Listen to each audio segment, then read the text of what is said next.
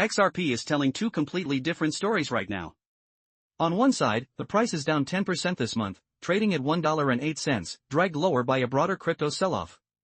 On the other side, institutions are pouring money in like never before. Cumulative ETF inflows are approaching $1.5 billion. The DTCC, the backbone of Wall Street's clearing system, just classified XRP in its collateral framework. And Ripple just won EU-wide regulatory approval under MiCA. So which story is the real one? Let's break it down. On July 17, the European Securities and Markets Authority (ESMA) added Ripple Payments Europe to its official MiCA register. This isn't a small update. MiCA is the European Union's comprehensive crypto regulatory framework, and being on this register means Ripple can now offer regulated crypto services across all 29 EU countries. Ripple already held an electronic money institution license in Luxembourg. Combined with this new CASP crypto asset service provider approval, Ripple can now offer banks, fintech companies, and corporate clients a single integration to collect funds, exchange assets, and make payments across the entire European Economic Area. This is significant because it removes regulatory uncertainty. For European financial institutions looking to use XRP and Ripple's payment infrastructure, the question is no longer, is this legal? It's, how fast can we integrate? Ripple joins 14 other firms in this latest ESMA update, bringing the total number of approved castes to 294. The EU is signaling clearly, regulated crypto is here to stay. Now let's talk about the money. Institutional demand for XRP is accelerating. Cumulative inflows across all US spot XRP ETFs have reached $1.49 billion.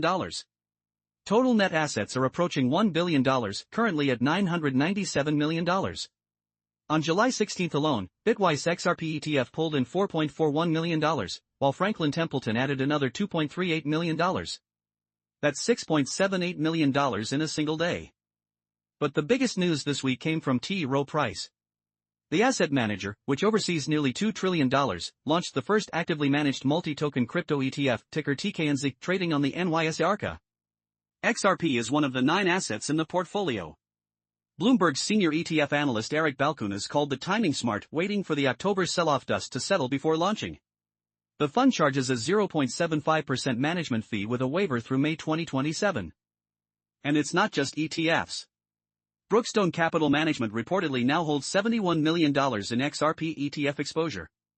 These are real institutions allocating real capital, not retail speculation. Now, this might be the most underreported story of the week.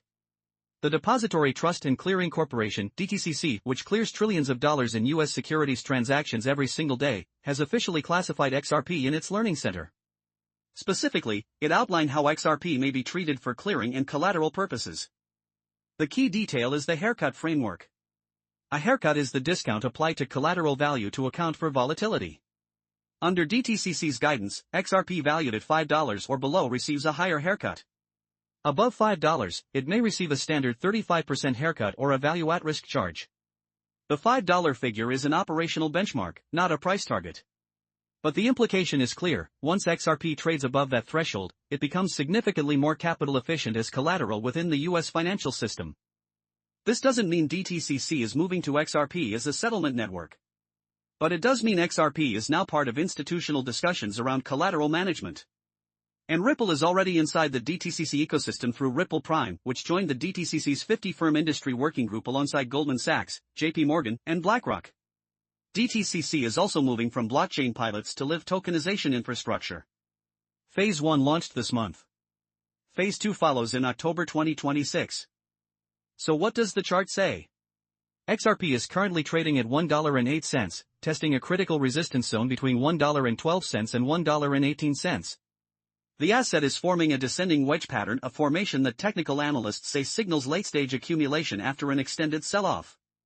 If XRP breaks above $1.12 with volume, analysts project a potential 20% rally toward $1.35.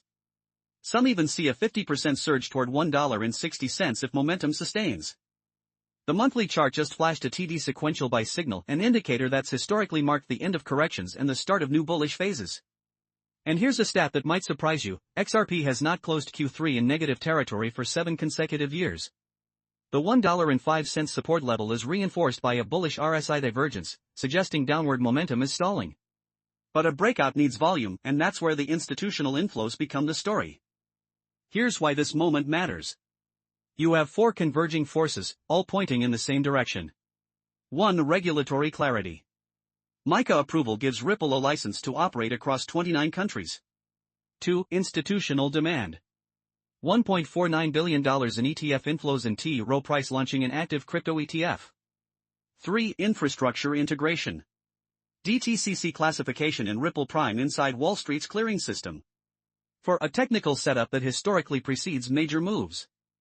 The price action in July doesn't tell the full story. The divergence between price and institutional accumulation is exactly the kind of setup that has preceded major breakouts in crypto history.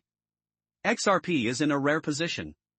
The short-term price action is weak down with the broader market. But the structural developments are the strongest they've ever been. EU regulatory approval. Wall Street ETF inflows approaching $1.5 billion. DTCC recognition. 8 million activated accounts on the ledger. The question isn't whether institutions are interested in XRP.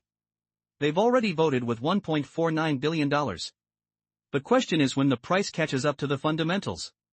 If you found this breakdown valuable, subscribe for weekly crypto analysis.